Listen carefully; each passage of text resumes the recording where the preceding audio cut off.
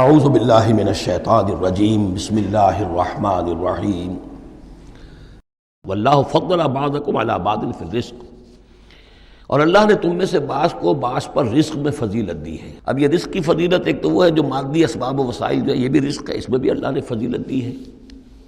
لیکن یہ کہ کوئی سوشلسٹ اور کمیونسٹ جو ہے اس پر اعتراض کر دے گا یہ اللہ کی طرف کیوں منسوب کرتے ہو، یہ تو لوگوں نے غلط نظام بنا رکھا ہے۔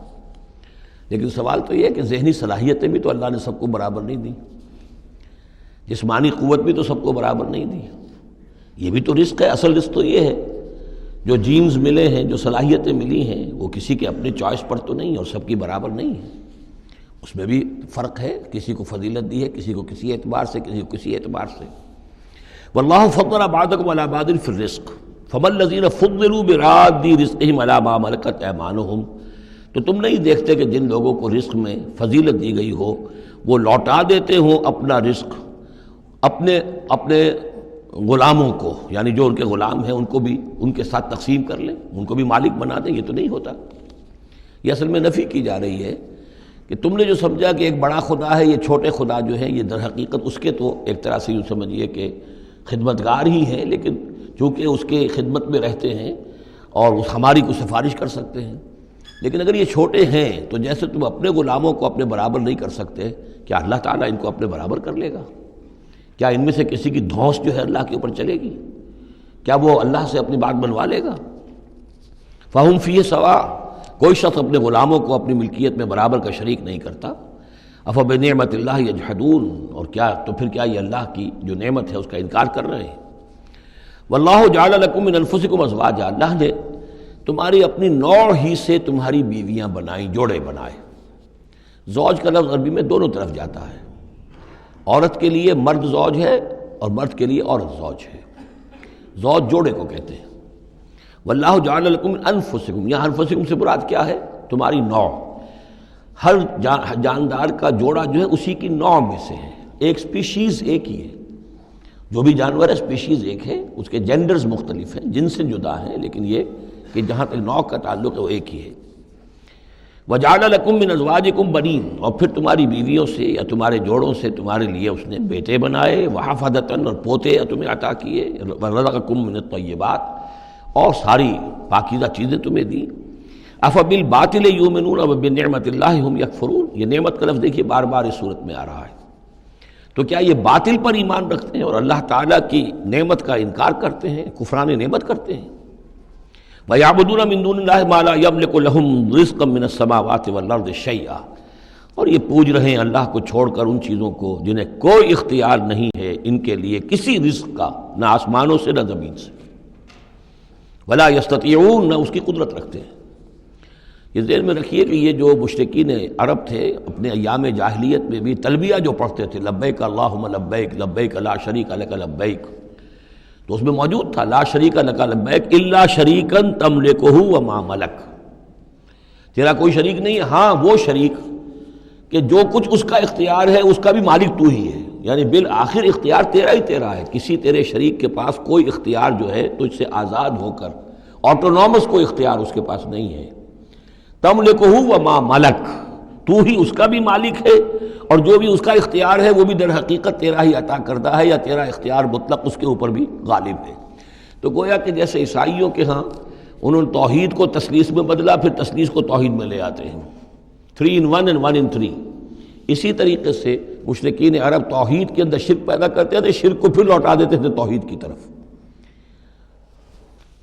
فلا تضربوا للہ الامثال، تو دیکھو اللہ کے لیے کوئی مثالیں بیان نہ کیا کرو، اگرچہ اسی صورت میں ہم پڑھ چکے ہیں وَلِلَّهِ الْمَثَلُ الْأَعْلَىٰ، ظاہر بات ہے کہ اللہ تعالیٰ کی ایک ہستی ہے، بہت بلند و بالا ہے، اصولی طور پر تو ہم یہ کہہ سکتے ہیں کہ اللہ کی مثال یا اللہ کی شان بہت بلند ہے، لیکن کوئی مثال بیان نہیں کر سکتے اس کے لیے۔ مثال جو بھی لائیں گے عالم خلق سے لائیں گے، اپنے ذہن سے لائیں گے، محدود سوچ ہے، محدود تصور ہے، ہماری قوت متخیلہ محدود ہے، جو بھی شے لائیں گے اس محدود سے، وہ ظاہر بات ہے کہ اللہ تعالیٰ کی مطلق اور جو ہستی ہے، ایبسولیوٹ ایگزسٹنس جس کی ہے، جس کی ایٹریبیوٹس ایبسولیوٹ ہیں، ان کے اوپر اس کو کوئی مثال صادق نہیں آ سکتی، اور یہ صحیح بات ہے، اگرچہ دینا پڑتا ہے۔ اللہ کے افعال کے لیے اللہ تعالیٰ جو کچھ کر رہا ہے، جس طور سے کر رہا ہے، کچھ نہ کچھ الفاظ استعمال کرنے پڑ، اللہ کا ہاتھ، اللہ کا چہرہ، اللہ کا پاؤں، اللہ کا تخت، اللہ کی کرسی، اللہ کا عرش، اب یہ سب چیزیں آئیں گی، لیکن یہ کہ ان کی اصل حقیقت کو ہم بالکل نہیں جانتے، اور ہم خود کوئی مثال بیان کریں اللہ کے لیے اس سے روک دیا گیا۔ فلا تضربوا للہ الامثال۔ چنانچہ یہ بات جو آئی ہے سورہ شورى میں تو بلکہ کیٹیگوریکلی آئی ہے، لیس کمثلہ شیء، اس کے مثال کسی کوئی شے بھی موجود نہیں۔ ان اللہ یعلم وانتم لا تعلمون، اللہ جانتا ہے تم نہیں جانتے۔ ضرب اللہ مثلا عبدا مملوکا، اللہ نے ایک مثال بیان کی ہے تمہارے لیے ان کے شرک کی نفی کے لیے۔ عبدا مملوکا، ایک بندہ ہے، غلام ہے، مملوک ہے، لا یقدر علی شیء،